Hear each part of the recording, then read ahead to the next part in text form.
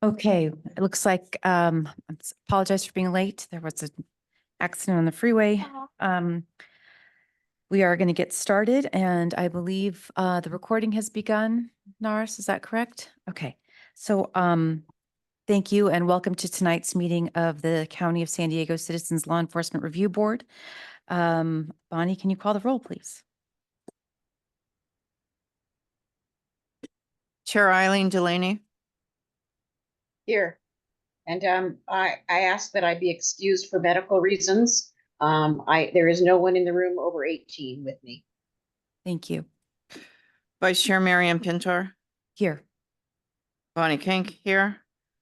Dr. Brown. I'm here. I ask that be excused for medical reasons. There's no one in the room over 18. Thank you. Excuse me, Dr. Brown, you need to have your camera on while you are remotely. Oh, okay, good. Thank you. It says Andrew here, Hayes. it says you cannot start your video because the host has stopped it when I try to turn it on. That would have probably been prior to the start of the meeting. You should be able to turn it back on. You should be able to turn it on now, Dr. Brown. It won't let me turn it back on. Let me see something. Let me try some other stuff. I got it right here. Let me click it again. Oh, there it is. No, it still clicks. Won't let me in. Won't let me. It says, the co-host has asked you to start your video. Start my video. There we go. Okay. Now, okay. We good now? Okay. I can do it now. I can see it now. Can we continue the roll? Andrew Hayes. Nadia Keen Ayub. Ariana Federico Mondragon. Tim Ware. G.I. Wilson. We have a quorum. Thank you. Can you guys be sure to unmute your mics when you're answering because we can't hear you. The Chair Delaney is reminding us to please unmute our mics when we speak so the people on the recording can hear, including our two board members that are participating remotely tonight. You heard both of them say that they have asked for Just Cause to be participating remotely tonight. So I'm required to read the statement of Just Cause for remote participation.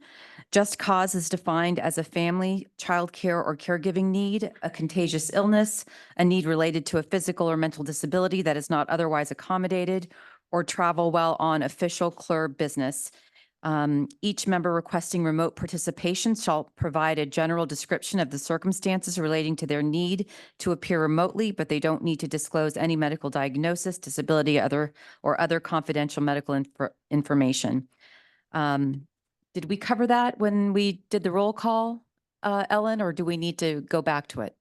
Yes, Vice Chair Pintar, both Dr. Brown and Chair Delaney have provided Just Cause to participate remotely tonight.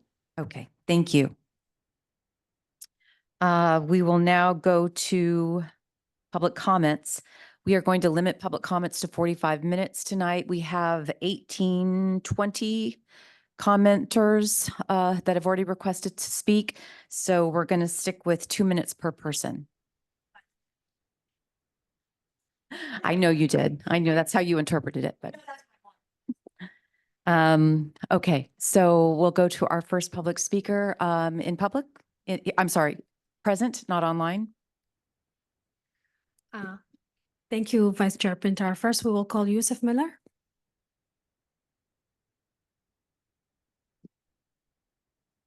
Good evening. My name is Yusuf Miller with the North County Equity and Justice Coalition, Saving Lives in Custody campaign. And I just wanted to outline the pattern that we're seeing as the Saving Lives in Custody campaign and impacted families in San Diego County in custody deaths. When we have people like Joshua Fossbinder and Ryan Thorson who die of drug overdose, but the drug overdose is not their problem. The drug overdose is not the issue. The access to drugs in custody is the issue. So we need to make sure that we put the blame where it belongs. It's supposed to be a secure facility. So when you say that someone died of an accidental overdose, yes, they died of an overdose, maybe if that's the case, but they shouldn't have had access to those drugs in the first place. So we need to make sure that the recommendation that all staff are scanned for drugs, even if they're deputies and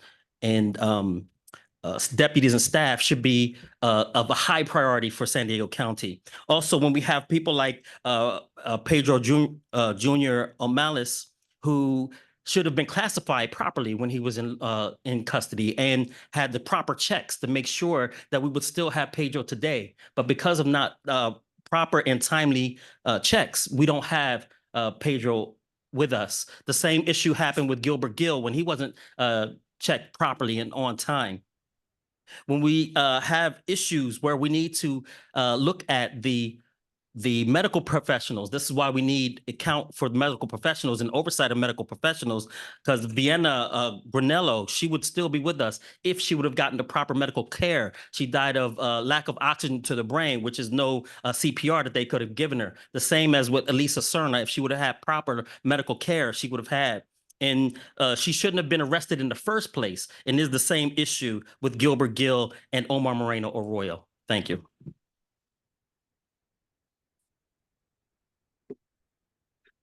Thank you. Next, we will call David Settles. Good evening, CLERB. My name is David Settles with the Saving Lives in Custody campaign, North County Equity and Justice Coalition. So I'm the brother of Matthew Settles. I'm here in his remembrance, as well for standing here for my mom, my brother, his nephew, niece, my wife, to remember Matthew. He died in George Bailey jail. That was in August of 2022. So Matthew had schizophrenia. I've spoken before, so I'm here really to speak about, we need to improve the treatment of the mentally ill in the jails. Matthew was pulled out of the county mental hospital, and we had no contact with him during that time. I believe he just did not get the treatment he needed. So I think it's a good step from what I understand. There's going to be a mental health person added to the state level board to help with the oversight for improvements that are needed in the jails. And we need that here in San Diego. I hope the CLERB can help bring that here to San Diego. Better transparency and oversight improvement in the practices in the jails of properly treating the people who need that mental health. My brother wasn't here. That's why he's not, or did not receive that treatment. That's why he's not here. I believe, these improvements, and the CLERB can help all these other cases we're hearing to prevent this happening from others, because Matthew died 2 years ago, and, over and over, we're kind of hearing the same story. So we do need improvement. So thank you for your time.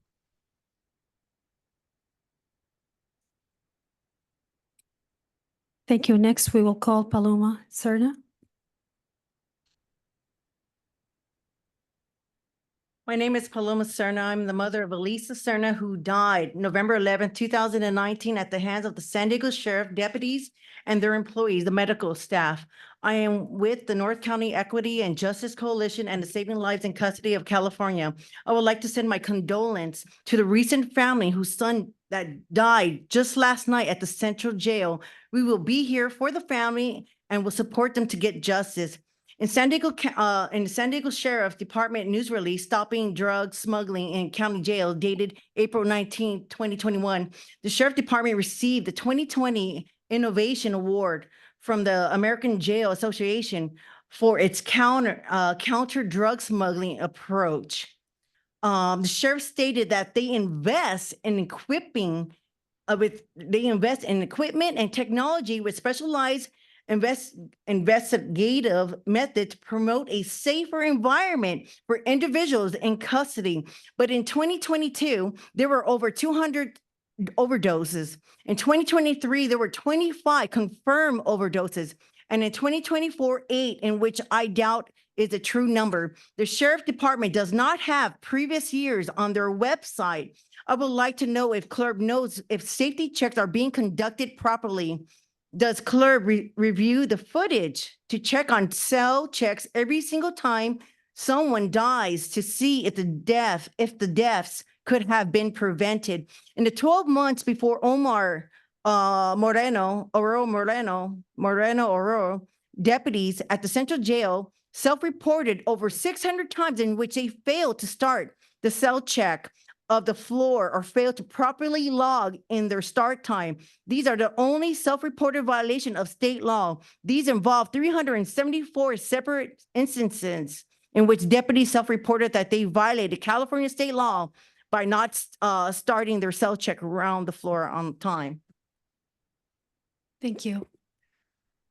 Next we have Sandy Waddell, and she ceded already her time to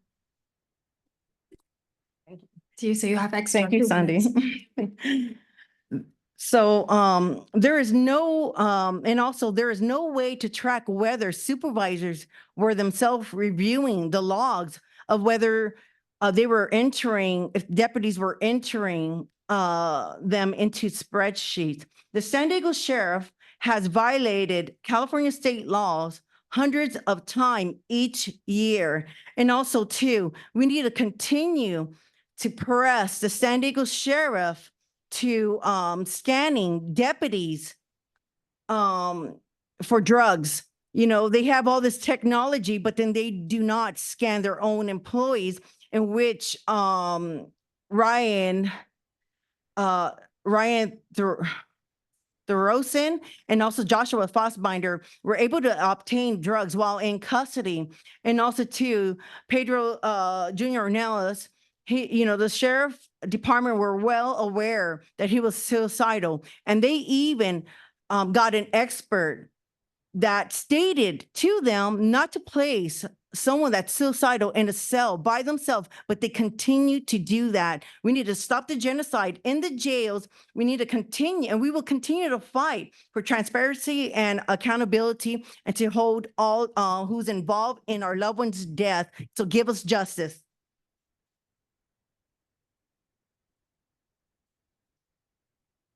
Thank you. Next, we will call Jennifer Schmidt.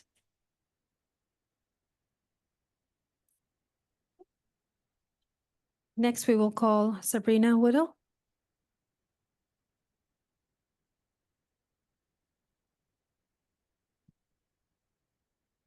Hello, good evening. My name is Sabrina Weddle, Saxon Rodriguez's older sister. I first want to start by saying there was another death last night. That man had not even spent a full 24 hours in the facility before he died. Tomorrow will be the 1-year anniversary of Pedro Jr. This time last year, he was in a hospital fighting for his life due to, again, the San Diego sheriffs not doing their job properly. I read here in this investigation report that was done by investigator Aldridge that why weren't the cell checks properly investigated? When Saxon's report was investigated by Paul, someone we know that really wants to fight and see change, that every cell check was listed. I don't see anything conducting the cell checks. And then if you fast forward, what did they cut Pedro Jr. down with? Because if it was a knife that the deputies had on him, it would have been a felony. But it's funny that it just slipped out of the investigation report or the evidence, that nobody knows what he was cut down with, because it would have been a felony. Somebody would have had been held accountable, but we don't hold them accountable. I'm coming up on I got 2 minutes though. I got another 2 minutes. So I do have some more comments.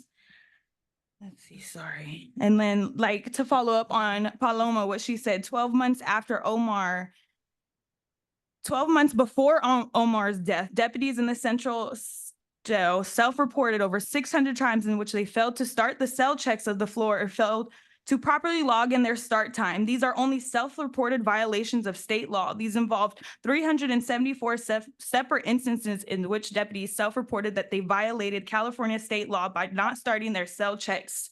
And it's funny because Saxon died due to them not doing their cell checks properly. Medical examiners stated that my brother would have been able to be alive if they did their checks on time. 5 minutes and 28 seconds cost my brother his life. And time again, I have to see somebody dying. Not to mention last year on July 1st, 2023, right after I left San Diego County Jail, somebody died as I yelled into their gates to do their fucking job. They didn't. And again, I'm really curious as to know what they cut down Pedro with. Because if I go outside and ask the 4 deputies that are outside to see if they have medical scissors on them, do they? I doubt it. And it goes back to show that we should be screening the deputies because they wouldn't be able to go in with a knife. I wish that knife would have saved Pedro just a little bit earlier because he has a beautiful daughter. And tomorrow, again, we'll be celebrating his 1-year anniversary, Monday, Saxon's 25th birthday. And 19 days later, his 3-year anniversary. And again, I just feel like we're up here just to talk so that the Board of Supervisors don't have to do their job, because it was stated somewhere here at the end of the day, you guys have no jurisdiction. It's just a bunch of bull crap. Action justified, not sustained. What the hell is we doing here? What is this budget for? To allow deputies to do what the fuck they want on a 6-figure salary.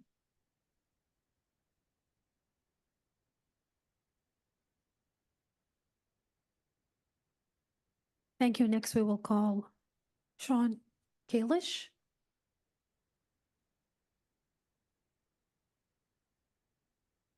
Hi, my name is Sharon Kalish, and I'm here on behalf of an incident that happened at YTC on August 12th to my son, Elliot Kalish. And I'm hoping that you were provided with the letter that I gave investigator Spencer Clue to be able to give to the Board of Supervisors. He's told me that he's provided it to you. And there's some things that I would like to ask is that if you could please review the video, there's a video of the entire incident from start to finish.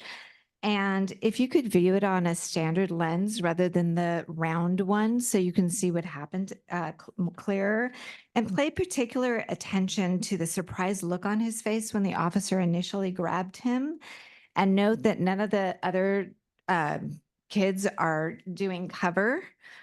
When the report said that they called cover, but no one's responding to a cover call. No one, not just my son, no one.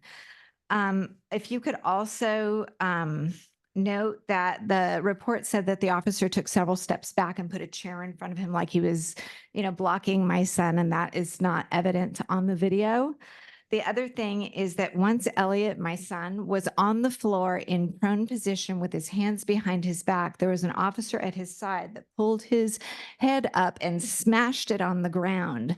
I don't know any circumstance where that is okay for anybody to do that to anyone, let alone an adult to a minor in custody.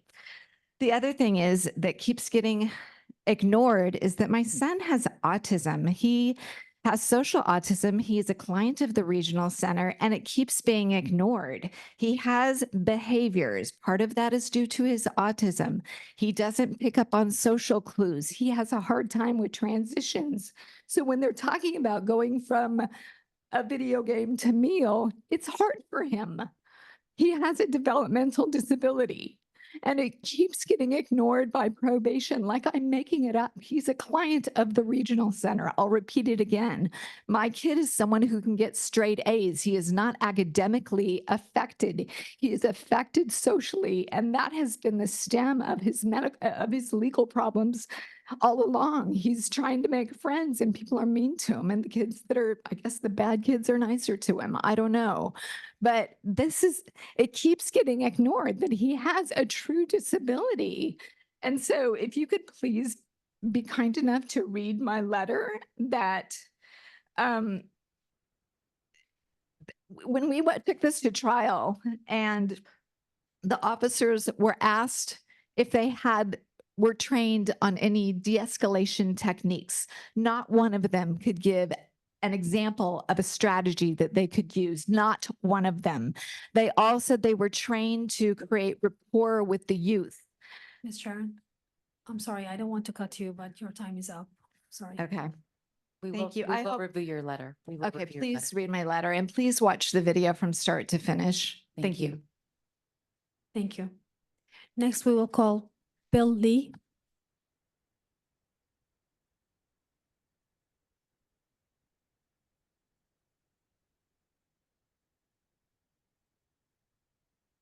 Hello. Hi, I'm Bill. I'm with Democratic Socialists of America in San Diego. And I want to talk about the sheriff's misconduct during the UCSD Gaza Solidarity Encampment Sweep and what happened in Fairbanks Ranch on May 31st for the Kamala Harris protest. So just to give some context of what happened on the morning of May the 6th, there was actually a son of a very famous IDF major general who led Israel into the Six-Day War that was going to show up at the encampments to offer his support to the students. And he ended up documenting a lot of police brutality. That's all that he could get. So when we look at the evidence that we got, a lot of these videos that we have, we still can't identify the badge numbers and the names of the sheriffs that are involved in these violent incidents. You've already heard enough of them last month. I just want to know, why is it so hard for us to get these things? Why is it so hard for us to identify the sheriffs that are misbehaving? And I think this should be this should be a topic of interest to you guys. And another thing about what happened at Fairbanks Ranch, for comparison, is that a sheriff pulled just a random girl onto the streets and started kneeling on her back. When other people tried to help her out, they grabbed out another girl, falsely arrested her, drove her into the gated community so we can't see the arrest process, and just left from another gate. So, I mean, this is the type of things that the sheriffs do in relation to these kinds of protests. In fact, the sheriff's actually doxed the falsely arrested organizer.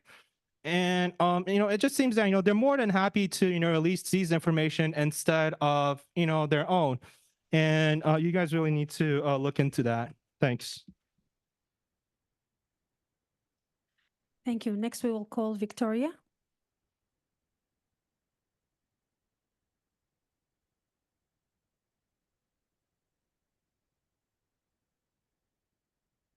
Good evening. My name is Victoria, mother of Pedro Analysis' daughter.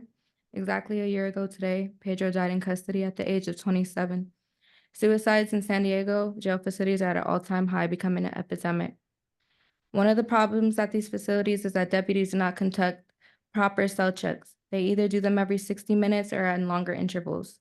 My daughter deserves answers. In this case, deputies were conducting cell checks at random intervals that day, or were they conducting them every 60 minutes? Inmates who want to commit suicide or assault other people in their cells can time their actions because they know exactly when the next cell checks will be. The point of doing random cell checks is to prevent suicide and homicide, but San Diego jail facilities fail to do this.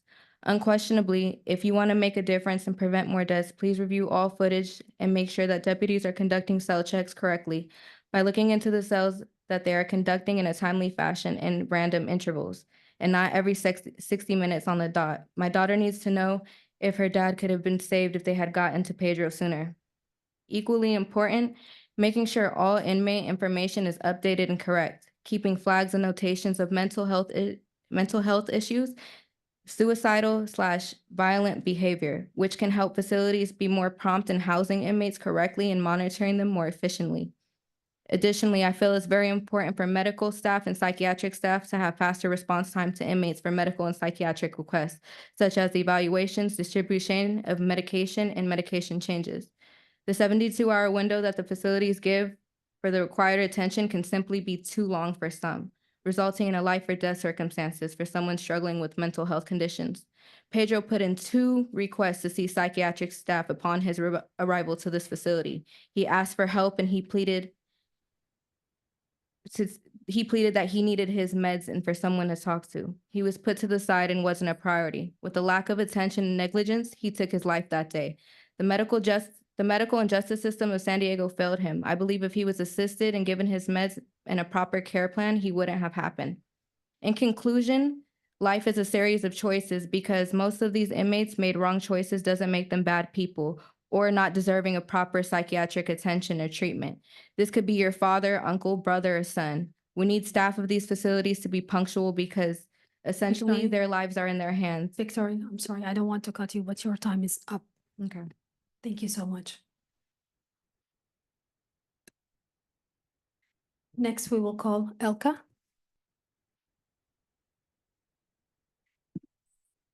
Hello, everybody. It's nice to see you again.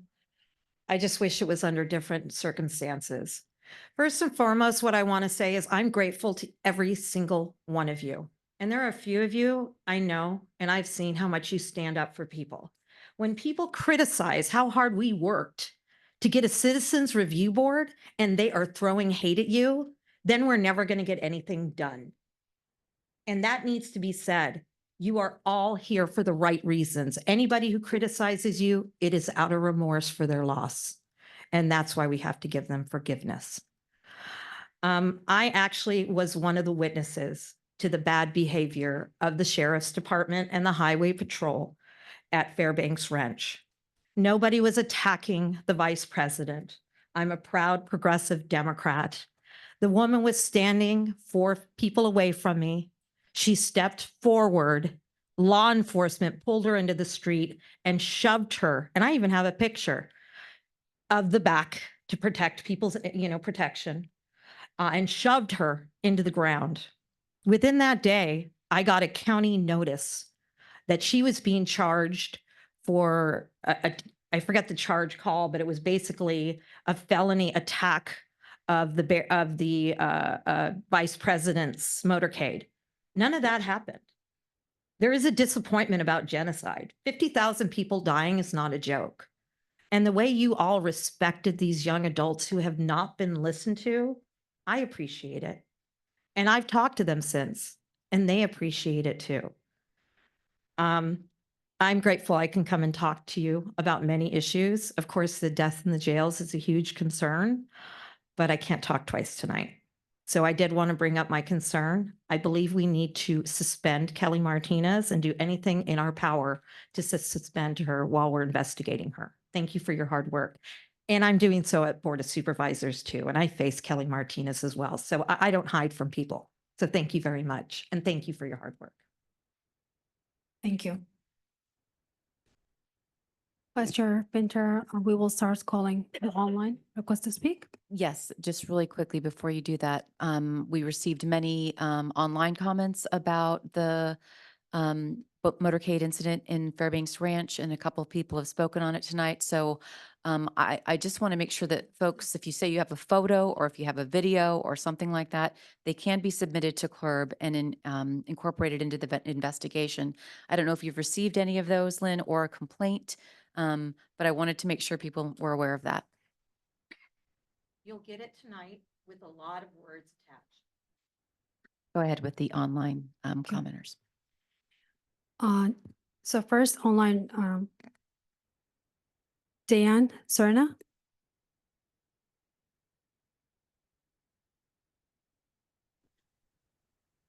Hello, can you hear me? Yes, we can hear you just fine. Hello, my name is Deanna Serna. I am the little sister of Elisa Serna. She died in Las Colinas, November 11, 2019. I just want to first off saying is that I am very disappointed in your finding in Pedro's case. This is a slap to the face to not just the family, but to everyone else who's hoping that you guys could change what's going on in the jails. Everybody, the deputies and the medical staff need to be held accountable. People are getting away with lots and lots of murders. And we're on number 6 in custody deaths this year. Like, what are we doing to prevent these? We've been asking you guys for years already to push the 68 recommendations to the Board of Supervisors. And what are you guys doing? What steps are you guys taking to make sure that these recommendations are going through? Because people are still dying. These deaths are starting to be on your guys' hands as well. We're not just going to be blaming Kelly Martinez and the sheriff department anymore. We're going to be blaming CLERB for not doing what you guys are here for. Please just hold everybody accountable and please take our family members' deaths very serious. Thank you.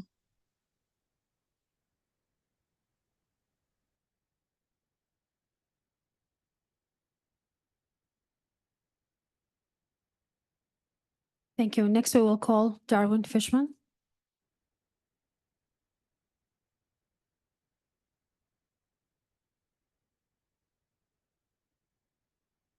Good evening, Darwin Fishman, Racial Justice Coalition. He, him, his. I want to start by saying, adding to what's been shared already about the recent in custody death. And we are also really saddened and very upset to hear about this, especially in terms of the initial press reports of this in custody death fit with the disturbing pattern of people that are dying in custody and within 24 hours, a short period of time, and also people that look like coming from the unhoused community, which suggests whether or not the policies and procedures were followed correctly by the sheriff's department, you're still ending up killing people in jail that really should never died and should not be there. It's also really important that CLERB recognize and understand you're not doing everything you can do. The community keeps coming to you each month, giving you suggestions and advice about things you can do that's within your bylaws. Please utilize them. You can go to supervisors, you can go to elected officials, you can talk about what's taking place behind bars with the in custody deaths, you can talk about the demographics, you can talk about the people that have died. Utilize those options. Even without Paul Parker, an executive director, you can still have that. You don't have to be afraid of the public. You can organize town halls, you can meet with the community. You can also ensure that the policy and procedures are being followed, and that it's not a case where if they are, that you still end up with the results that we get. I also want to say that thank you for the opportunity, the honor to be the community rep for District 1 in the search. I'm glad that's moving forward with filling Paul Parker, the executive officer position. I was glad to serve, glad to be the only Black man on there and to represent the community concerns with questions that were given to me by impacted family members.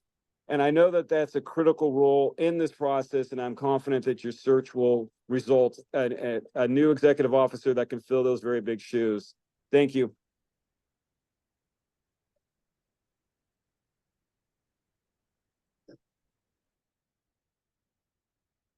Next, we will call Karen Remus.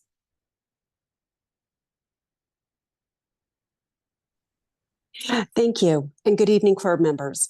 My name is Karen Remus. My pronouns are she, her, and I was born, raised, and currently reside in San Diego County. The failure of our Sheriff's Department to protect the lives of people entrusted to their care has been documented over and over again by journalists, the state auditor, and others. Month after month, you listen to heart-wrenching statements from family members of those who have died in San Diego County Sheriff's Department custody at these meetings. Nonetheless, the Sheriff's Department regularly rejects common sense recommendation this board makes for systemic improvements. Tonight, I call on you to request assistance from both the State Attorney General and the U.S. Attorney General, asking them to intercede. It will take drastic action, the type of action that those entities have the power to take to bring desperately needed change to the Sheriff's Department. Thank you for the opportunity to speak. Thank you. Next, we will call Kimber.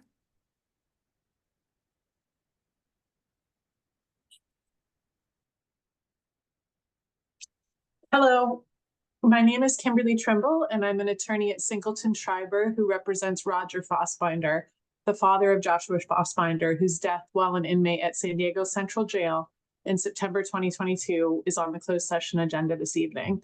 Roger and his wife Suzanne have also joined online, but won't be making their own comments. We thank CLERB for investigating this incident. It's alarming to see the assertion that the safety and counts conducted prior to Joshua's discovery were conducted in accordance with policy, allegedly only 5 minutes before both Joshua and his cellmate were found man down. It's also alarming to know that the last cell search conducted in this unit was July 14th, 2022, more than 2 months prior to Joshua's death. Joshua's family is also deeply concerned as to why he was being housed in general population, given the ample information the county had about risk factors that should have kept him in an enhanced observation housing unit. We appreciate CLERB's acknowledgement that there's no doubt that Joshua acquired or possessed and subsequently consumed the fentanyl that resulted in his death when he was in the care of the sheriff's department. And we applaud CLERB for its finding that the evidence showed that the San Diego sheriff's personnel failed to prevent these drugs from entering the detention facility, which was not justified. It is, however, disappointing that CLERB's investigation failed to definitively determine how the fentanyl contributing to his death got into the facility. We do appreciate CLERB again emphasizing its recommendation for the sheriff's department to require body scans for all persons entering detention facilities, including their own deputies and employees. There's been ample evidence of the ongoing failure of the San Diego Sheriff's Department to keep dangerous drugs out of their detention facilities. Without adequate explanation, the department has failed to take reasonable steps to prevent tragedies like this one. In particular, the county's refused to adopt a common sense policy of screening its employees entering those facilities, despite numerous and repeated recommendations of CLERB and the county to do so.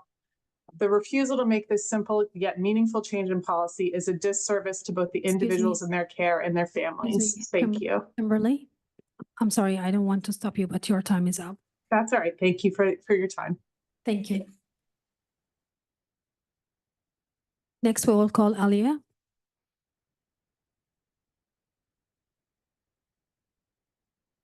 Can you hear me?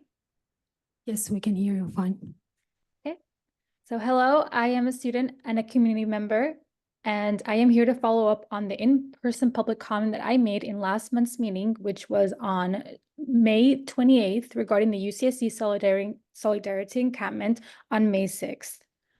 When it was, while it was heavily driven by emotion, I'm sure some of you might remember, it was a representation of how we are all feeling. Then I came to find that you simply viewed it as us complaining about things happening across the world, and you failed to understand our points. No remorse, no action to prevent it from happening again. And then what happened on May 6th happened again on May 31st at the Vice President Kamala Harris fundraising protest. That was just 3 days after the last meeting. Sheriff Deputy K. Wells improperly used immediate force when he kneeled on the back of a protester, pulled her hair, and fought her, as well as body slammed another female protester on the ground. Deputy Wells had no reasonable cause to believe that force was needed to effectuate the female protesters' arrest. They were not arrested, nor to prevent them from escaping, nor to overcome any resistance. Deputy Wells used excessive force in that the force he used is not proportional to the seriousness of the suspected offense or reasonably perceived level of actual or threatened resistance. His actions violate Addendum F, use of force of the San Diego Sheriff's Police policies and procedures. He also improperly used immediate force when he body slammed a female protester on the ground. Sheriff Deputy Jay Bennett, who made a false arrest in violation to the protesters' Fourth Amendment rights and federal civil rights under Section 1983, arrested one of the organizers on false pretenses. The protester was assisting her friend when she was detained and arrested by sheriffs. After her wrongful arrest, Deputy made harassing comments about the organizer's weight and appearance and took photographs of her. It is disgusting and shameful. And what is the point of these meetings if you're not going to do anything about it? They must be held accountable. Do your jobs. Thank you. Your time is up. I think we have time for one more commenter, and I just want to state, as I stated last week, that we understand that it is our job to investigate these First Amendment activities, and said it many times last time. I'll say it again. They will be investigated. An investigation has already been opened up into the UCSD activity. So thank you. Go ahead. Thank you. So We will call Olivia.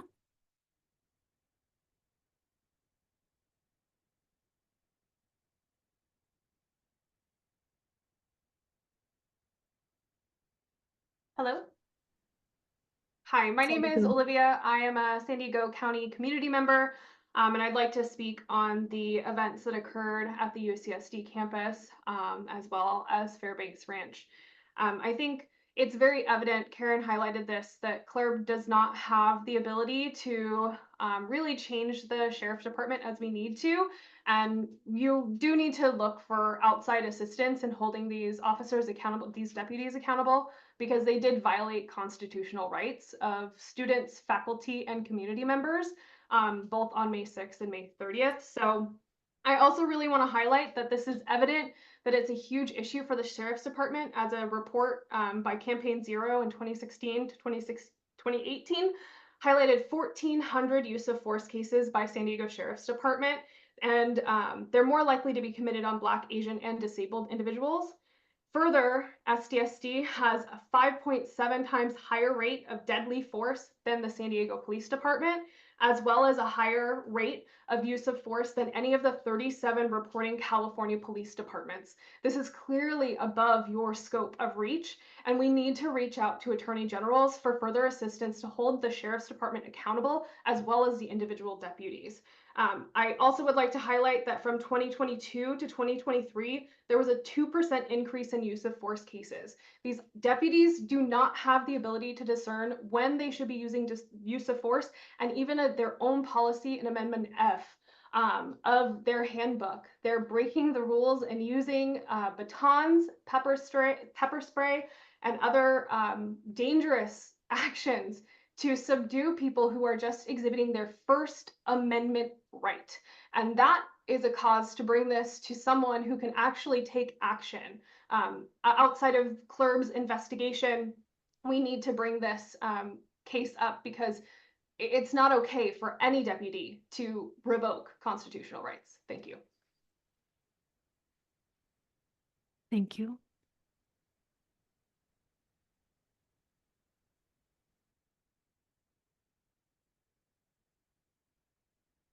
Next, we will call Robin Sales.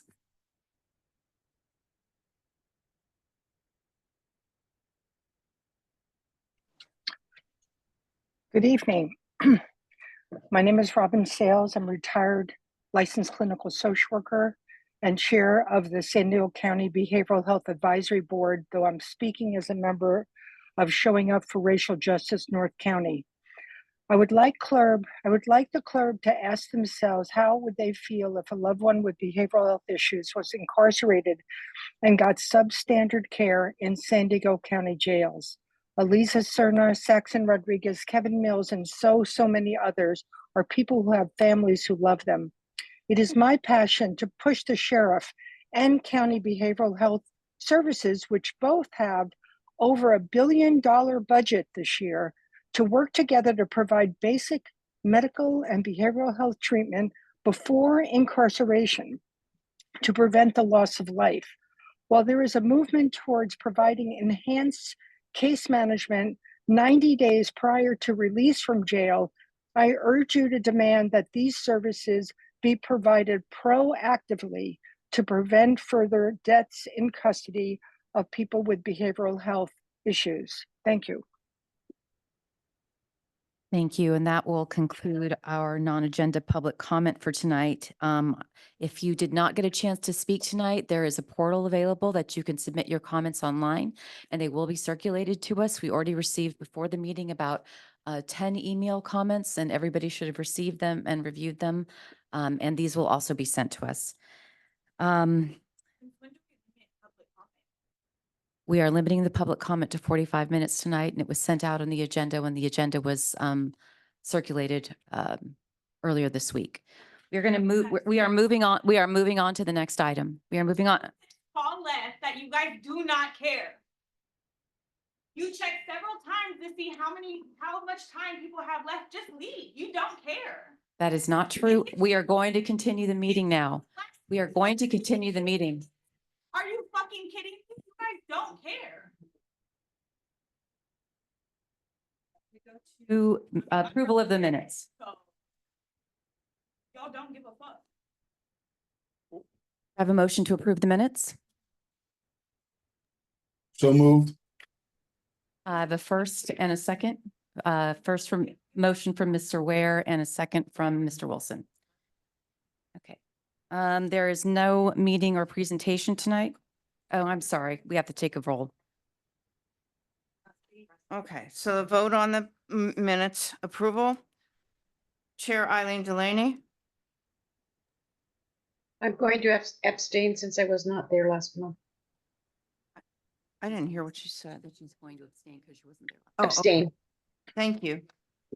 Vice Chair Miriam Pintar, Yes. Bonnie King, yes. Nadia Keen Ayub, Yes. Tim Ware,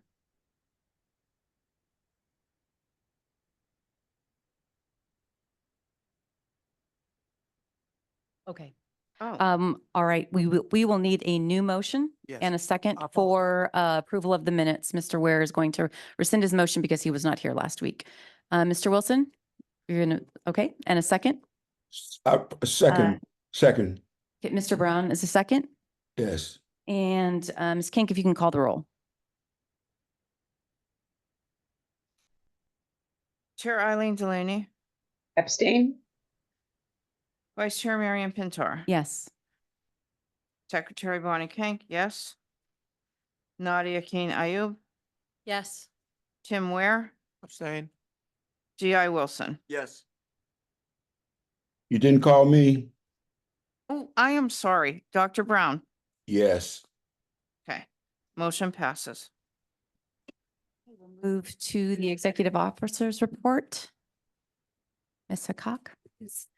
Thank you, Vice Chair Pintar. So I will start with the staffing update.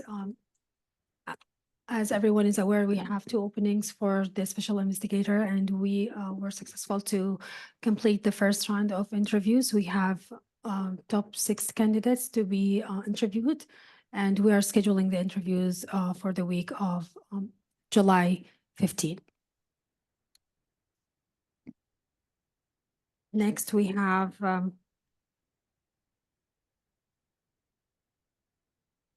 the workload report. We have received 20 new cases and closed 11 cases during May, 2 death cases, and 3 great bodily injury cases received. And the report is already printed outside and uploaded on our page for your information. What is the last day somebody can apply for that position? Ellen Nash asked me from Baytech. When Naris finishes her report, we will ask that question and get an answer, but we'll let her finish and then we'll come back and answer that question. Okay, you're welcome. Thank you. Next, we have also case progress report, which is attachment C. It's already printed outside and available on the page to show the case status and where we are at. Attachment T is the correspondence to the full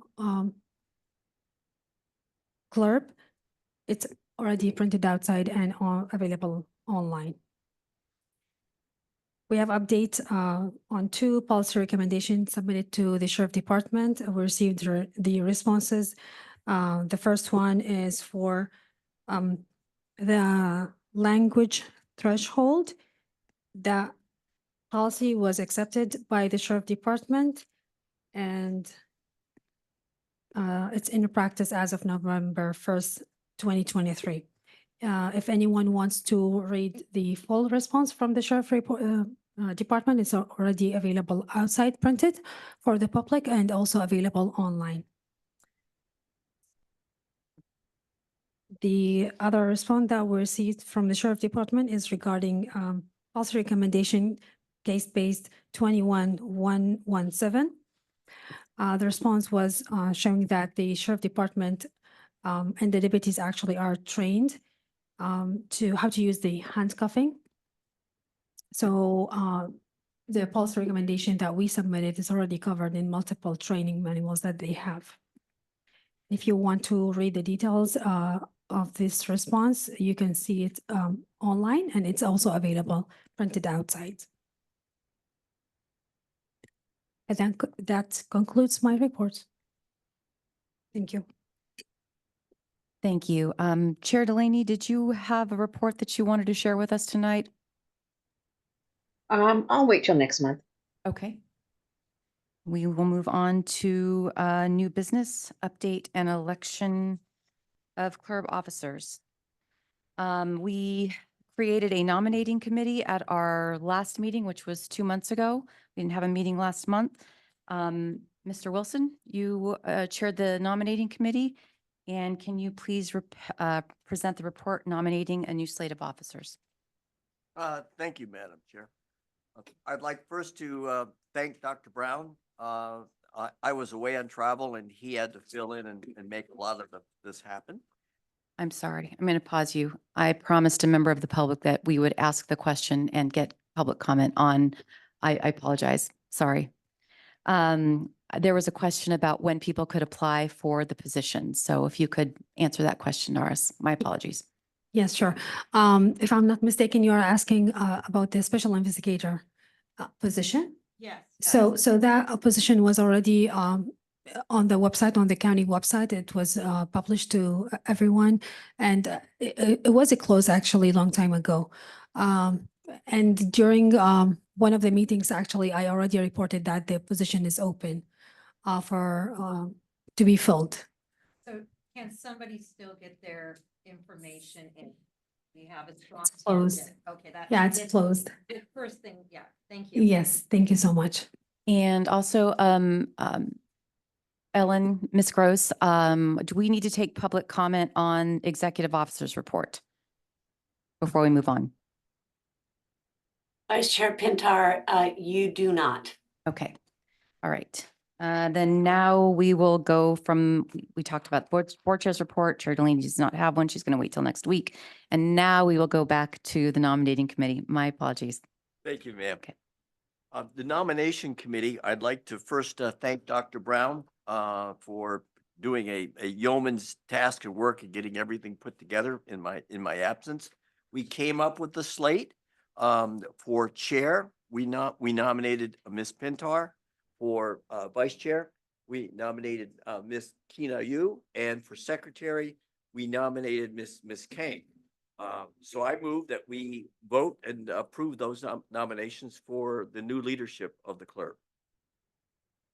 Okay. Are there any other nominations? Okay. If there are no more nominations for the office of chair, we'll close nominations and proceed to elect a chair. Can I get a motion to approve? Are we doing them one at a time, Ellen, or do we take them as a slate? Vice Chair Pintar, according to Appendix A of our policies and procedures guidelines, we do need to vote on each office separately. Okay. So I'd like to make a motion to elect Ms. Pintar as our new chair. And Ms. Gross, do I vote on this or no? You can vote on it. Okay. Yes, you can. I'm sorry, I'm not Ellen, I'm Eileen. I second that motion. Okay, Ms. King, can you call the roll?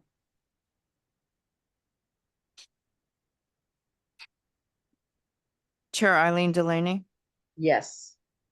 Vice Chair Miriam Pintar. Yes. Bonnie King, yes. Dr. Brown, Yes. Nadia Kinayu, Yes. Tim Ware, Yes. G.I. Wilson. Yes. Motion passes. Okay, can I get a motion to elect Ms. Kina Ayub as vice chair? So moved. Dr. Brown makes the first motion, and Mr. Wilson actually had his hand up to second that motion already. So motion made by Dr. Brown and seconded by Mr. Wilson. And then Ms. Kink, when you're ready, if you could call the roll. Chair Eileen Delaney, Yes. Vice Chair Miriam Pintar, Yes. Secretary Bonnie King, yes. Dr. Brown, Yes. Nadia King Ayub, Yes. Tim Ware, Yes. G.I. Wilson. Yes. And the motion passes. And I need, someone would like to make a motion to nominate Ms. Kank as secretary. Mr. Wilson? And a second? Second. Ms. Keen Ayub is the second. Ms. Kank, can you call the roll, please? Chair Eileen Delaney, Yes. Vice Chair Marion Pintar, Yes. Bonnie King, yes. Dr. Brown, Yes. Nadia King Ayub, Yes. Tim Ware, Yes.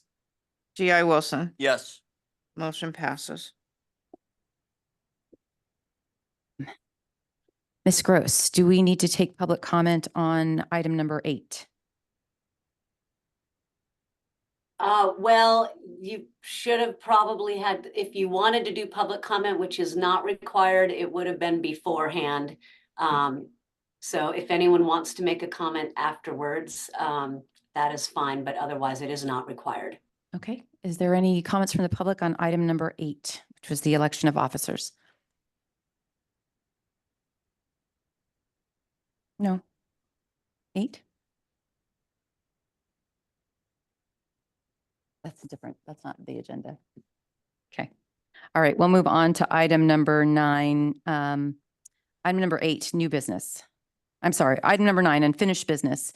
Item 9 is review and approval of minor edits to CLERB policies and procedures and guidelines for conformity with CLERB rules and regulations, and that is Council Ms. Gross.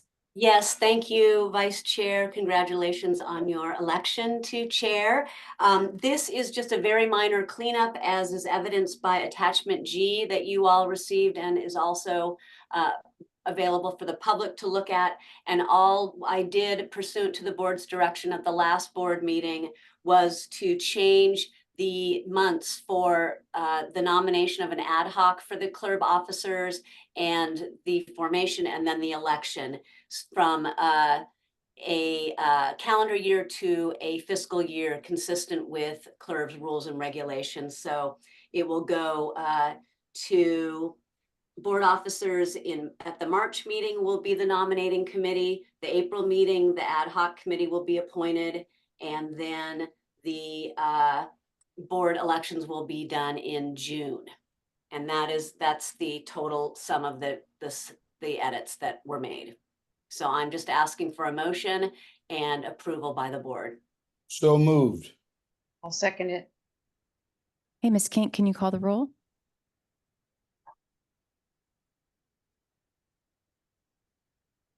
Sorry, Chair Eileen Delaney, Yes. Vice Chair Marion Pintar, Yes. Bonnie King, yes. Dr. Brown, Yes. Nadia King Ayub, Yes. Tim Ware, Yes. G.I. Wilson. Yes. Passes. Thank you. We'll move on to item number 10, board member comments. Is there any member of the board that has any comments before we move to the query for the sheriff and probation? Yes, Ms. Keen Ayub. I'd like to make a comment regarding this evening, and it may cost me my vice chair position, but I think it's important that I say it.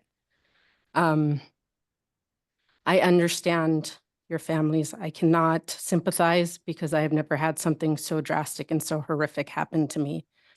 But I understand and I know, and I can tell you from my own witness that the people who come to CLERB, like myself, who came from the airport, we come because we care, because we listen to your families, because we understand how difficult that is. But me, myself, being one of the loudest, and I can tell you that in the beginning when they placed me on this board, Buki was louder than me in the beginning, and she was not approved to be extended. I have since tried to walk that same walk, and I am not been approved to be extended. So you can see that the efforts that we make are blocked.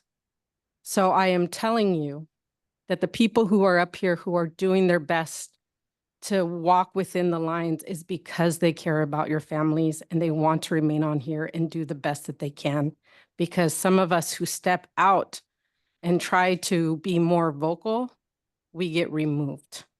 So I understand there's a lot of emotion. And again, there is no way I can sympathize with what has happened to your families. It is horrific. But I want you to understand that we are doing whatever we can behind closed doors to ensure that not only you feel justice, but that there is justice for any family that may occur this terrible tragedy in the future. Thank you, Nadia. Is there anyone else who would like to make a comment tonight? Member of the board. My hand is up. Oh, I'm sorry, Mr. Brown. I would like to just congratulate the new slate of officers and the new officers at least, and looking forward to working with all of you and serving the county the best way I know how. So thank you for agreeing to serve in those roles, and we'll move forward from there. Thank you, Dr. Brown. Anyone else? And I will look back. Chair Laney, I didn't see if your hand was up. Then I would just like to say thank you for the nomination and for voting for me for chair. And I would like to say I'm very sorry that your second term was not approved, because I was really looking forward to serving with you as the vice chair, Ms. Keen Ayub, and I've really appreciated everything you've brought to the board and your passion and your compassion and your energy. And so I'm grateful that the time that you were here, because I made a great friend. So thank you. I also want to say I would not be here if I didn't care. And I do care. And I have spoken with families outside of this meeting. I think the last time I had a conversation with some of you, it was hard for me to continue that conversation because I was very overcome with emotion, trying not to be overcome with emotion now. So I do understand. I am trying to move the business of this board along because there's a lot of important work to do. I have dedicated a lot of my time outside of this, outside of these meetings, to trying to find the right fit for a new executive officer. And I'm very hopeful that when that person is instilled or installed, that we will be able to move forward on many of the recommendations that Mr. Parker and this board have put forward. I also want to remind folks that we do, yes, have the recommendations from San Diegans for Justice, but we also have recommendations that our investigators have brought to us and that this board has suggested that we are waiting to hear back from. And I will have some additional questions when we go to sheriffs and liaison and probation liaison. So thank you again for making me chair. I'm looking forward to it.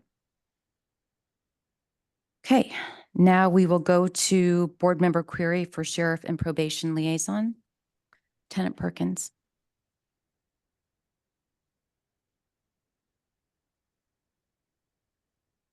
Hey, good evening, Lieutenant David Perkins with Sergeant Stan Bracey. Here to answer any questions you may have. Okay, did you have any, I can't recall if you had anything from last month that we asked you to bring back, because if not, I'm going to dive in on my questions. I don't believe so. Okay, does anyone else have questions for our sheriff's liaison before I jump in? Go ahead. We actually didn't pose a question to you last time. We asked about your training in the youth facilities regarding neurodivergent children. Yeah, that'd be for probation. Are they here? Yes. Okay. All right, perfect. Then I'll just say that I'm going to, again, request that Kelly Martinez, as an elected official, present before this meeting so that she can account to the people that voted her in. Anyone else have a query for our sheriff's liaison? Mr. Ware? From a training standpoint, an investigation standpoint, what is the standard for in your investigation? If something, I'm trying to piece this together the right way. I'm having a problem with this. And in an investigation, and for example, an individual was cut down from a a certain device. And that device, whatever it was used.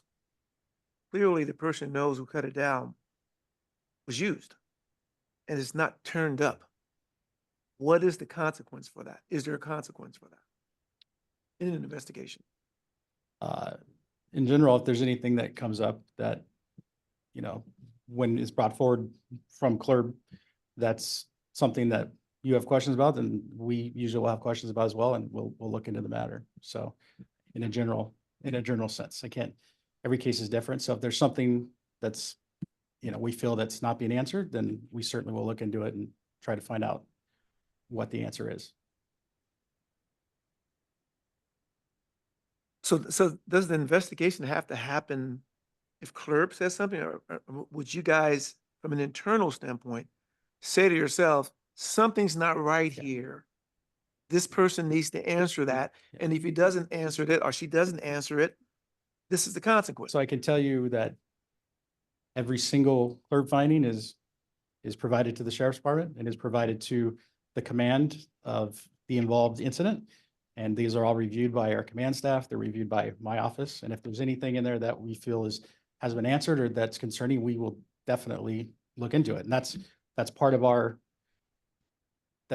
one of the reasons we work with CLERB, is because CLERB does find stuff. We find stuff, you know, most of the time on our own, but CLERB, they're there for a reason. And they're another set of eyes, you know, impartial entity to bring things to our attention. And we do look at every single investigation, and we do implement a great deal of the recommendations that you make, and a lot of them are excellent. So everything that you put forward is reviewed by us. And if there's anything that is out of policy, we will address it. Thank you. You're welcome. Anyone else? Because I have several questions. Okay. We have 2 drug-related death cases tonight, and this is part of the public report.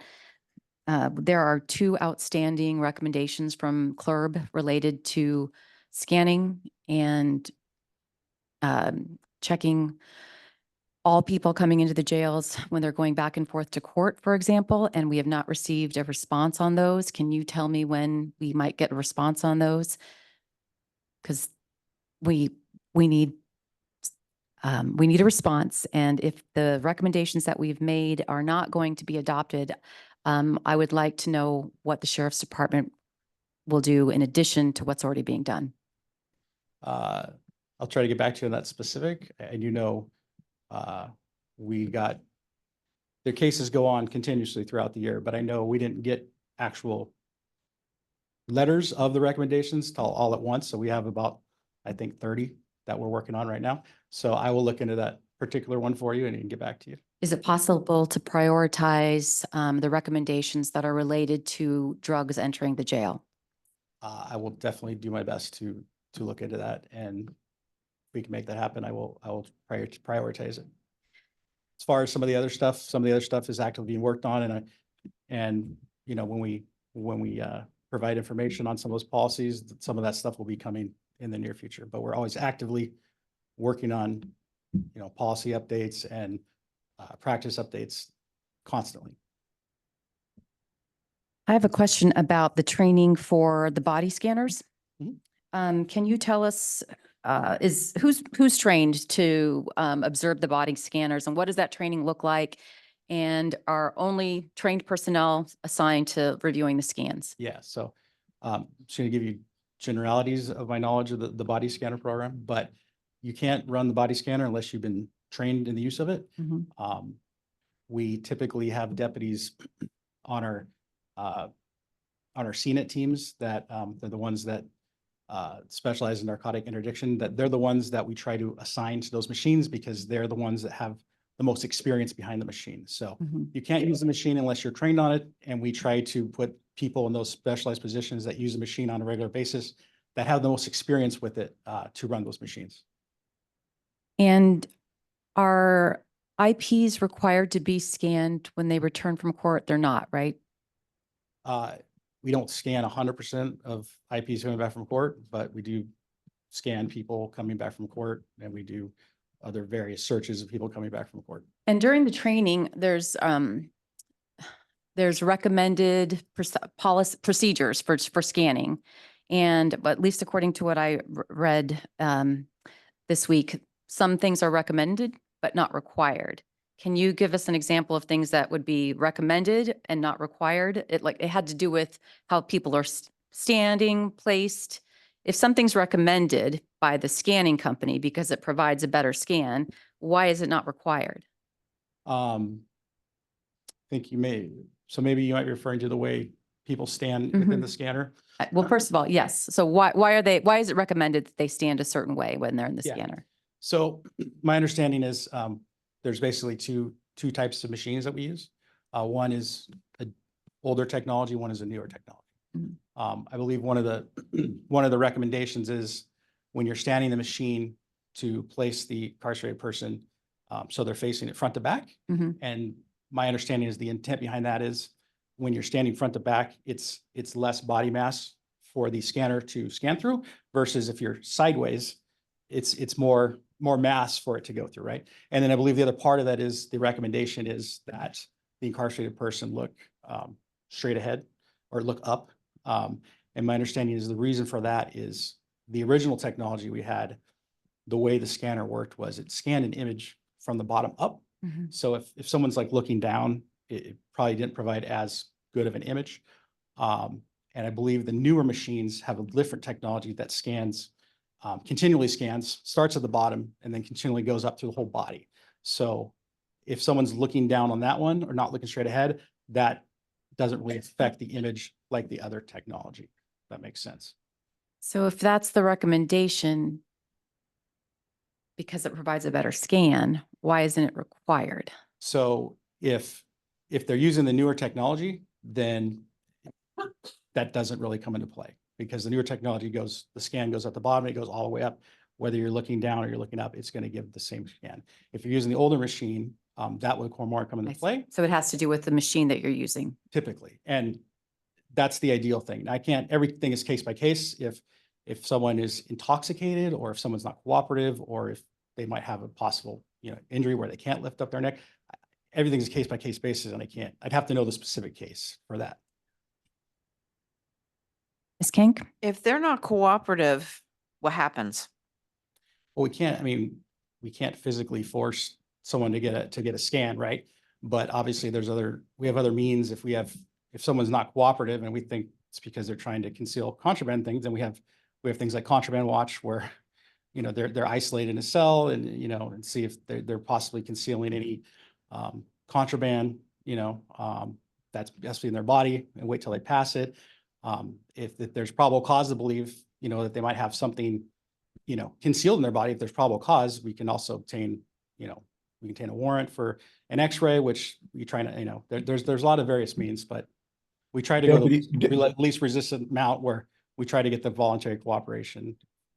Deputy, can you use the dogs? Can you deploy the dogs? Do you all have the drug sniffing dogs? Yeah, we do have dogs at our facilities and they are utilized on a regular basis as well. Is it possible to have them? I don't know how often you all add people to like everyone goes into the central jail before going somewhere else, correct? Everyone goes into where now? The central jail? They go to the central jail and then Not necessarily, I don't think. not necessarily. Yeah. I was thinking of how you can, I don't know how often you all add people to the jails, but I was thinking, could you run the dogs through there by the cell if the dog hits someone? Yeah, we do. So, you want to feel that one about the dogs or? Yeah, the dogs is the canines we have is another resource that we use in compliance with CNET and other aspects that we have to kind of address those issues coming in the facility in addition to the body scan. So yes, we do use the canines on occasion for planned searches or planned presentations or also things that are just sporadic or variant. Okay. Ms. Keena, you pass her hand raised. So I'm a little concerned because this has come up in reports before. If things are a recommendation, how do you hold people accountable? Shouldn't you have an established policy to ensure, one, that legally, if this becomes a question, that you can stand up in court and say legally, this is our policy? And two, how do you determine that training is being being done correctly if it is not in fact a policy, but a recommendation? Well, I guess I'd have to look, we have lots of policies. I mean, we're talking here about a training aspect where it's recommended when you're scanning someone, this is the recommended way. There's policies that have shalls and should, and everything is, I'd have to know the specific policy, but there's certain things that we can't say. If everything was a shall, I mean, there's always mitigated circumstances why sometimes, you know, certain things might be feasible. Like for instance, like I just talked about with the head. I mean, there might be a circumstance where someone can't lift their head. I just have to see the individual policy, you know, but we try to make the policies work so we can hold people accountable, but we also have to make them feasible with, you know, how things happen. You know, But you're leaving a gap in training if you tell people that it's recommended, because you may have one trainer that trains people a specific way and another trainer that trains them a different way. And then there's no accountability. Should one officer be trained that way and they fail in their job and another one doesn't? well, I don't think there's a gap in training. There's a question on what the recommendation was, and that's the way it's taught, is to look forward. But I was explaining that why it might not be possible, or based on the kind of scanner, it might not be applicable. But the training is all the same as far as that is the recommended way to do a scan with looking forward. So should it not be then policy? It's in the training recommendation. I'd have to look up the actual policy to see if it's in there or not. I'm just going by what I know off the top of my head. I can get back to you on that. And reference just to reference the dogs. The dogs are utilized at the facilities. They're utilized in the public areas. They're utilized in staff areas. They're utilized in the incarcerated person areas. And they're also, like everything else, there's limitations with everything. There's limitations with searches. There's limitations with scanners. There's limitations with dogs. You can only work them a certain amount of time. They need breaks. They can't just work, you know, 24 hours a day. I mean, they're animals, and there's a lot of dynamics, but they definitely are a great resource that we utilize as much as possible. Understood. Thank you. I have one other question. If no one else has a question, I'd like to know, is it okay if I ask another question? It is, but if maybe Norris or someone that's facing the screen can let me know when there's a hand raised on the screen, that would help me. I appreciate it. Okay. Go ahead, Dr. Brown, and then Ms. Keen-Ayub, and then I think we'll move on to probation. When you talk to your rank and file who actually works in the jails, do they come up with any ideas that you all think might be feasible? Have the other people step forward as deputies and say, look, if we're not doing this, here's another way to maybe approach the problem? Absolutely. Some of our best ideas come from working groups, from people working the ground, or men and women working the job every day. And that's some of our best ideas come from. Okay, thank you. Ms. Keen-Ayub? So I want to go back to your comment previously where you said that, you know, not everything's foolproof. If you have 2 times the amount of inmates dying in San Diego versus every other city, why would you not try to do everything possible that could possibly make it better? Man, we're doing everything we can. We But change policies. you said your words that not everything was fail-proof. So why are you still doing the same things if they are losing so many inmates? Ma'am, I don't know if we're doing the same things. I mean, 7 we've o'clock. constantly evolved our policies and training throughout the years to make it as best as possible. I can't, every case is individual, so I don't know what, I'm just talking about, you know, case by case, every case is different. I was talking mainly about the dogs. There's limitations to everything. What I'm saying is there's nothing foolproof. That's why we use many different avenues to try to combat, you know, narcotics. We use dogs, we use informants, we use investigations. Fair enough. So wouldn't it make sense to incorporate some of the things that CLERB suggested, We have incorporated a lot of things as CLERB has suggested. such as scanning the officers? And that's something that is still being looked at, and that has not been turned down yet. Like I said, we're looking at several things, and, you know, we hope to have, you know, more information to you soon, but I guarantee you, we are constantly looking at ways to do things better. I have one more question if I can. Dr. Brown, hang on. I got Mr. Ware next. Okay. No, it's just a comment. Lieutenant Perkins, I would just like to say, what you're doing, staying up there like this, is true leadership. I appreciate it. Thank you, sir. Okay, Dr. Brown, and then I'm going to close comments for Lieutenant Perkins, and we're going to move to probation. Lieutenant Perkins, how many times do you all discover people trying to sneak drugs into the jail? In other words, we know some get by. How many times do you catch people trying to bring drugs into jail when you're booking them at other times? Yeah, that's a great question, Dr. Brown. I can't speculate on that because I couldn't give you the answer, so I would not want to be inaccurate, but I can certainly get some statistics for you on that and get back to the board with that information. Thank you. I think that's a great question, and that would be good information, including primarily, how do you find it? Where do you find it? How is it being detected and being smuggled in? Okay, we'll move to probation liaison.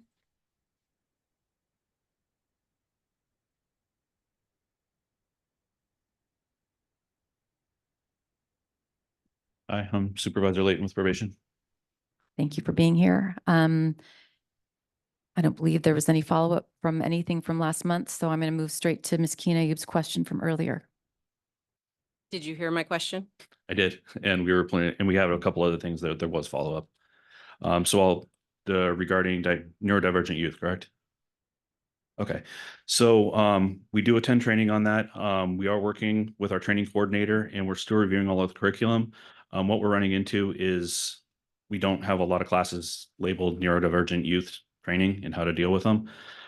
So they're looking at all the curriculums. We do want to provide you with a comprehensive list of those trainings. We do have a lot of it. Once we're completed, we will provide more information. One of the examples might be like a de-escalation class, might be 4 or 8 hours. And part of that might be dealing with neurodivergent youth. So they have to do a deep dive into all those curriculums on all of our classes for all of our officers, both in custody, our custodial officers as well as our field officers. And we will get back to you, and they're working on it right now. So I have a follow-up question. Okay. In your training that you conduct with your officers, Yes. do you do a debrief of some of the situations that are sent to CLERB for the officers to go over where they failed with the neurodivergent children? I know a lot of the stuff that we do in our training, we do actually do debriefs, we do review videos. Whether or not those overlap with the CLERB cases, I don't know. I'm sure some of them do, some of them don't. But do you watch the videos? Yes. I'm going to have a follow-up question on that as well. Autistic children, my son is autistic. Social cues are really difficult for them, and transitions are very difficult for them. Are the youth in the centers who are autistic, for example, I don't want to say, are they identified? Do all of the probation officers that are serving these youth, do they know that they might have a disability or special needs? So to be aware that if they don't move to something as quickly or may not understand an instruction that was given, that there may be a reason other than them being defiant, for example. All of the officers are certainly aware that those youth are detained. They are not identified per se. For instance, pregnant youth, they are identified by a wristband, so the officers know that those youth are pregnant. Someone that is autistic would not be labeled like that, and the officers might not be aware of it. There are clinicians in every single unit that deal with that. And again, that is a medical issue. The officers might not be told every day when they come on, so-and-so is autistic. So they might not be aware at the moment something happens, what the reasoning is. Ms. Keena-Yoob. So just in that thread of thought, would you not share with officers so that they know if a child has a physical disability? Physical disability is a little bit different. Is it though? For Because instance, physical and mental disability, you can react a certain way. So a mental disability, there is oftentimes in autistic children, a physical reaction. Okay. So it would be akin to a physical disability. So if you are informing the officers that a child may have a problem with their leg or a problem with their arm or a problem with the shoulder, would it not, in the same train of thought, be wise to share with them that a child is neurodivergent? Potentially, but we're not always going to know that. If they're not screened, we don't mark them down. The clinicians might know, but the clinicians might not share that with us. That's medical information that the officers might not be aware of. Is that a HIPAA reason? Is Yes, that the absolutely. reason? Absolutely. But it can't be HIPAA if you're sharing that a child has a physical disability. It's different. If someone's walking in the unit with a cast on their arm, it's pretty apparent that he has a physical disability. His arm's in a cast. He's got a broken arm. But what if they have a physical disability that's not you? It might be aware, they might not. They might be aware of it, they might not be aware of it. So this might be a policy recommendation that we can talk about. Any other questions for our probation liaison? I did have a couple more follow-ups. from Yes, last please go ahead. Sorry. I don't know who it was, but one of the board members asked about LGBTQ youth and what our statistics were. That is not something that we keep stats on. So it cannot be pulled from our case management system as far as the number of LGBT youth that we have. However, the individual casework POs would be aware of that information, and it would be in the individual case file, which we do not share. So the casework officer would be able to deal with that youth in a manner that they need to be dealt with.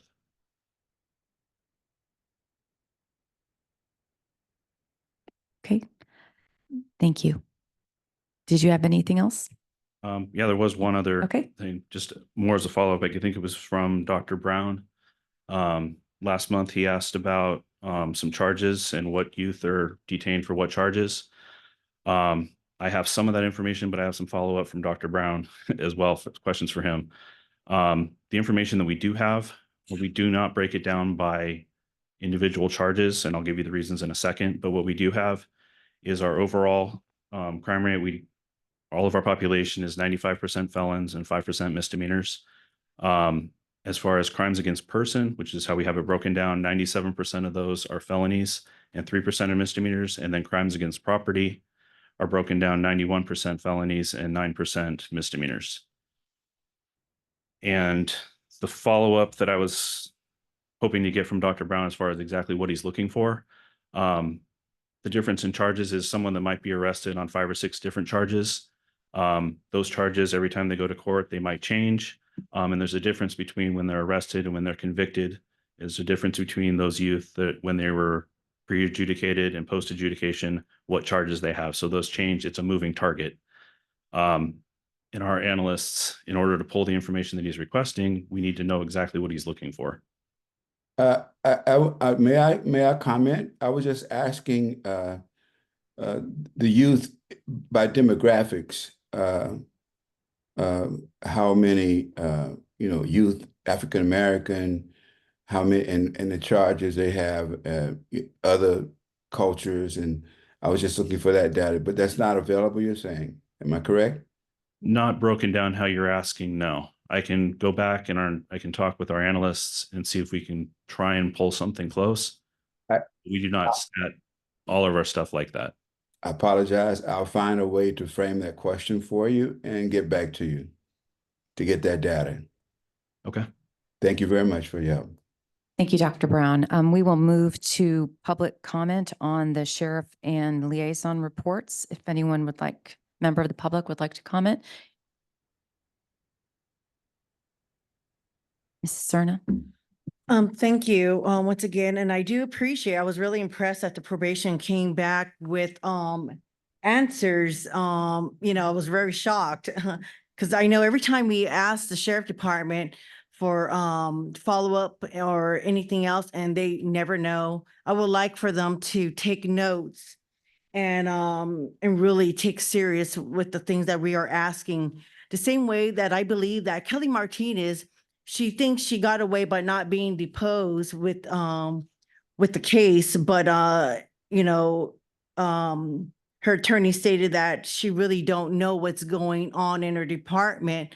She has to know what's going on with her department. And two, going back to what the with policies and recommendation with the sheriff department, here I'm holding a complaint regarding the death of Viviana Guerrero. She died in 2022. She was in custody for 5 days at Las Colinas. And I'm very surprised that her death is so similar to my daughter's case, and how she was also neglected medication withdrawal medication. She was asked to be put on a protocol, and she was denied that, the same way how my daughter asked to have an IV, and she was ignored and she ended up dying. But you know, there's these policies, and the sheriff department, they think they're invincible. They do not push their employees to follow policies. I mean, this is Lisa died in 2019, and they did not have certain protocols for withdrawals, but then I think a year later it was created, and still someone else died. Thank you. Hello. My comments from earlier, they still stand. But I do want to direct my energy to the blockage. You know, there's not quite too many answers that you guys come up here and give. I'm not sure if you guys take notes. Probation, I'm very impressed with how they come up here and they have responses. But like I said, I feel as though our comments being limited to 45 minutes and all that, I know that's not what this is about. It's just, it's like you guys are stomping on my broken heart. Like, let's just, you know, there's many people that want to speak. Who's to say that you guys read through these emails of public comments? We don't know. So in my eyes, it's lack of care. Like you said, you can't sympathize with me because you haven't lost a brother in custody. But to my knowledge and from my understanding, it's just bullshit.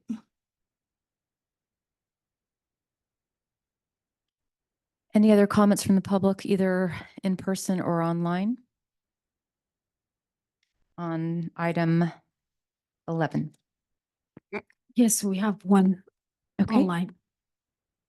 And we have Deanna Serna. Hello, I just want to make one comment. The two sheriff deputies that are sitting in the back row every single time we have these meetings, they every single time they come, they have, oh, we'll get back to you. But they never have follow-ups. I'm very impressed with the probation officer. He came through today, and those sheriff deputies need to take notes, because they're always saying the same shit.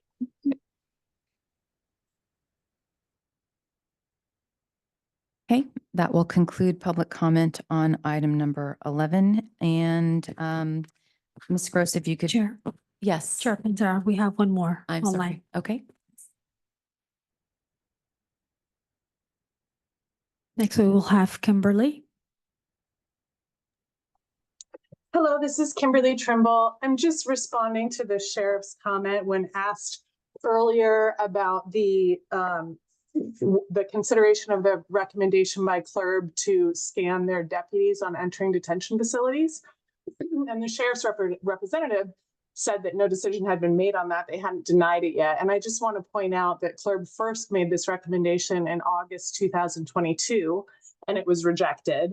They second made this recommendation in January 2023, and it was rejected. And the third time that this recommendation was made was in June 2023 by a county grand jury, which was rejected. So it's not accurate to say that they haven't made a decision. They've been rejecting this policy recommendation repeatedly without adequate explanation. And I hope that they take this recommendation seriously and accept it this time. Thank you. Thank you. Naris, is there anyone else who wishes to speak on this item? No, that concludes our Okay. was to speak. Then that will conclude our open session. Ms. Gross, can you read us into closed session, please? Yes, thank you, Vice Chair Pintar and CLERB board members. This evening for closed session, we have 13 items. Public employee discipline dismissal release pursuant to Government Code Section 54957 as set forth in the agenda. Thank you. Thank you.